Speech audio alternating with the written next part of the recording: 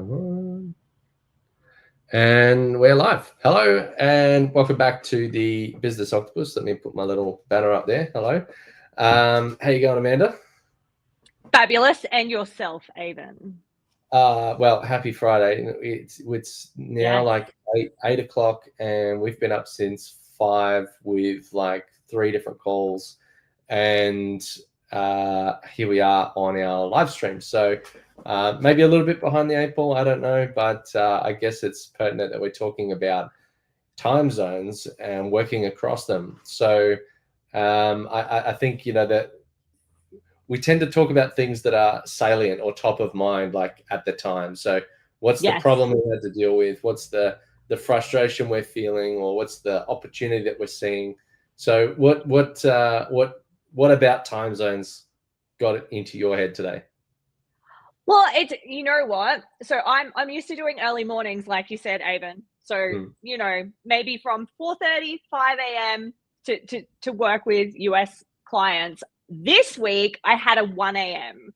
and I don't know about you, but so I got up, I did my 1 a.m. for 45 minutes. I went back to bed. I didn't sleep before the call because the call's coming. I didn't sleep after the call because I had a 5:30 a.m. So I just had a really terrible night. And I love my sleep. I'm either this speed or like asleep. So when I've had a terrible sleep, I feel like on the outside I'm firing on all cylinders. I'm still like this, but my brain's just not. It's just not as whip sharp as it could be. You can't react, you can't concentrate, or you'll have a thought and you'll lose track, or you sit there 100%. And you go, I know I should know this thing, but why can't I get it out of my head? Literally. Yeah, you cannot find the words to, it's like, I want to tell Avon something and I can't articulate the thing. So it does slow you down mentally. Even if you're still putting in the hours, it can affect you. So, yeah, I think just a great idea to unpack some strategies, because I know so many of us are working across time zones because right here we can deal with people all over the world with such ease. It's just a matter of pressing a button or clicking a link, and we can be talking to anyone anywhere. So, Avon, how about yourself? What's your experience with it all? It's never been easier to go global with the not only the internet here, but the accessibility of flights. So there's more and more planes being produced. There's more than 1 million people in the air at any one time. There is now currency conversion platforms that make it really easy. And now language is no excuse, because we have AI translation between not only from a text basis, but from a real-time, sometimes voice-to-voice conversation, with like Google Glass and those Meta glasses and all of that sort of thing. So the only problem now, the only roadblock really is the time zone. So like you say, with the sleep thing, I had the same thing on a Wednesday night. And with the time zones changing, the daylight savings time. Yes. So like what before was manageable, which was a 11 p.m. till 12 p.m. or to midnight call, is now a midnight to 1 a.m. call. And then where I was getting 5 hours sleep, which is somewhat manageable, now I'm getting 4 hours sleep between my next 5 a.m. call. So it's really one of the only limitations to being able to do effective, international business. So managing your energy is really important, but also being efficient with a couple of things. So I think it's really important to call out, like, doing international business is transformative for any business, because you reach such a larger market. And it's really important to build that rapport and that relationship. So yes, unfortunately, sleep comes at a bit of a sort of second priority when, particularly as an entrepreneur, when you're trying to grow your business. When you run, like if you're an employee or you're trying to hire for an employee to go and do this job, you have to take that into consideration to go, all right, well, if they're going to be late night on this night of the week, that they get, they don't start work until 5 p.m. or something. Yes. Yeah. So we need to treat ourselves with the same consideration, right?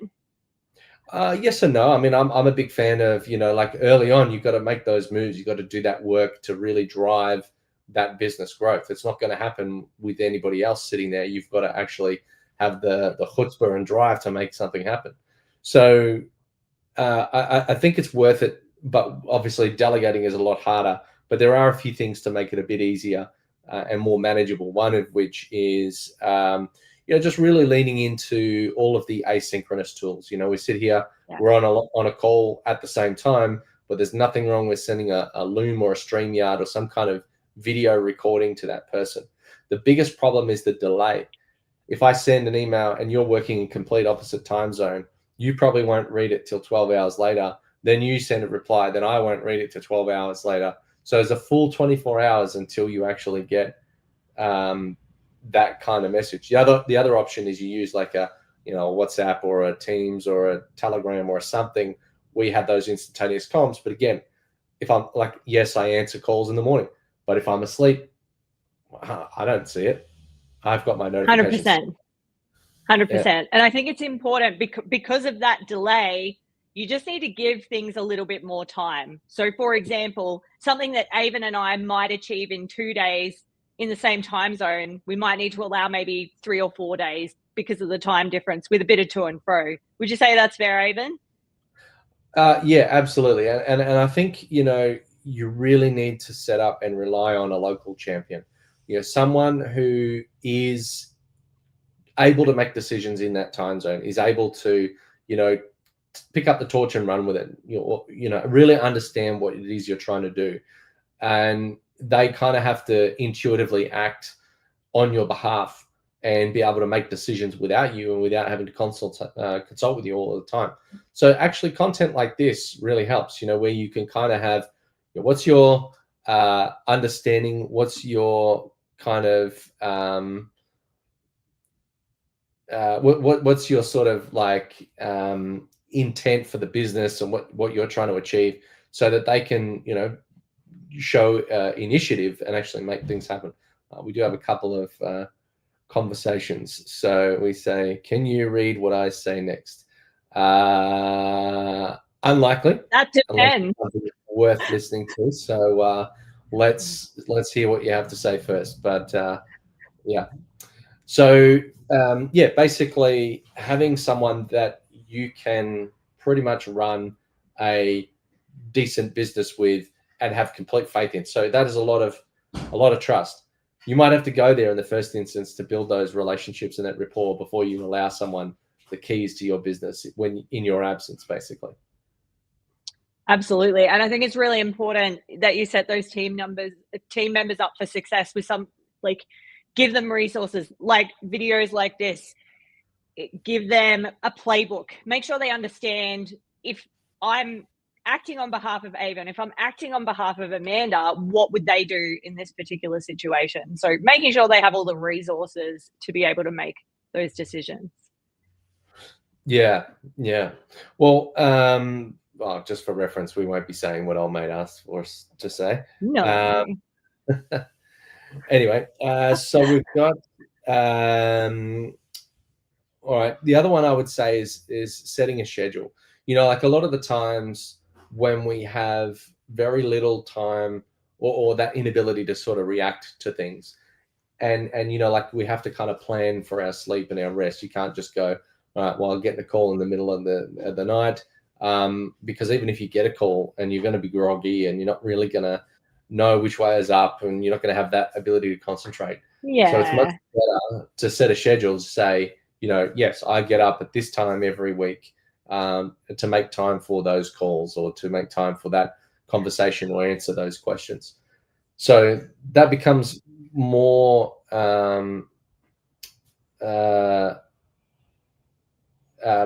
sorry, I'm just watching what old mate's saying. Anyway, so the funny things you get on the internet when you go live, hey? So absolutely. Anyway, we've got having that time where you can plan your sleep. And you might say, all right, well, I'm going to get up at 5 for these calls, or 4 or 3 or 2 or whatever, but then plan like a good solid nap or some kind of sleep in the middle of the day, and then go to do your back half. So it may mean that you sacrifice some working hours in your home time zone, but you're trying to build another market. Like in Australia, we have 26 million people. In the US, they have 380 million people. So if I spend the time when doing the work, then I'm probably going to access a bigger market. So the trade-off, short-term pain, long-term gain, I think it's worth doing. So, absolutely. Just be smart about it. Work smarter, yes. not harder, right? Yeah, absolutely. All right, so let's go now to working asynchronously. What are some ways that you would do that? So, big one, I think, and even I won't take credit for this, having an asynchronous document. So we have quite a few clients in the US. So we use Aligned, which is deal room software, but we also use it for project management with our clients. So if we're building out courseware or we're building out an onboarding program, whatever it might be, we will create asynchronous documents, tag them in the Aligned room, and they come in, they leave their comments, they make their changes. And then when myself and my team get up in our time zone, our US clients, our UK clients have been working hard for us overnight, and we just pick it up, run with it, make the changes, send it back to them. So that is actually really effective, which has been amazing. I guess like WhatsApp, we use asynchronously as well. I just make sure that I sort of, stop looking at it at maybe 9 or 10 o'clock at night, depending on what we're working on, and then pick it up at 7 o'clock the next morning. Just don't sort of get into the habit, I guess, of checking it through the night. It would be my recommendation, because that's no sleep. Well, the other option or the other benefit, I guess, to us, who run like an IT related company. So if we build a market in that time zone and they're in their daylight hours, that then gives us 24 hours support, which is actually really hard to stand up. Like if you think you're going to sit there and offer 24/7 support, it's either going to be, if you do it with 3 people in 8-hour shifts, what happens if someone's sick? What happens if someone can't make it? Now someone's got to do a 16-hour or a 24-hour shift. That's not viable. And then you might need multiple resources with multiple skills. So if you stand up in another area, then you've got the ability to create like daylight hours over there, which then means that you might have multiple resources at that time who then collaborate with each other, on the rotation. So you can have 24/7 support if you've got 2 markets, because otherwise you're hiring 3 people to be on a shift with through the middle of the night to maybe receive 1 or 2 tickets. That's a lot of money, right, for not a lot of return.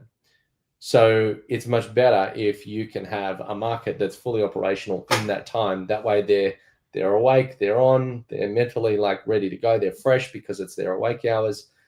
Whereas if you have people that on this side of the world that are doing night shift, then they're tired, they're over it, they need to rotate out to have a daytime life as well. And then basically it becomes more like a HR problem and a thorn in your side, trying to deal with those people and keep them happy and keep them long-term engaged. They probably want extra money. So build a market in another region if you want to do 24-hour operations. It's far, far better than just trying to take the hit financially. Absolutely. And that's something that you're championing at the moment, Avon, which is really cool. Working hard on it, yes. Nice. Well, fantastic. I think we've covered most of what we need to cover. We have our hecklers from the sidelines, so time to and I can't actually ban them. So we've been playing with a few new features in StreamYard. You might have to do it from your side. It's actually coming from your account. So if you go in on the back end, you can block and ban. It's coming from the mobile form factor. So basically, the new feature we're trying. If you're watching this, you might be watching it from a desktop with a side-by-side, or you might be watching us from a mobile in a vertical format. So it was a feature just rolled out this morning, and obviously people sitting on the mobile, they sit there, they they interact. It could be on their couch or whatever, bored between something at the bus stop or whatever. So it makes it easier to get hecklers instead of intentional viewers. So, however, we need to suffer the good with the bad and get new audience. So for anybody who's watching on the mobile form factor today, we do appreciate you.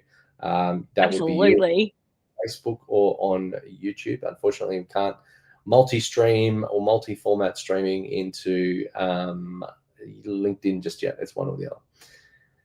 But we're here. We're done. Thank you for watching. You stay classy, and we'll catch you next time. Catch you next time.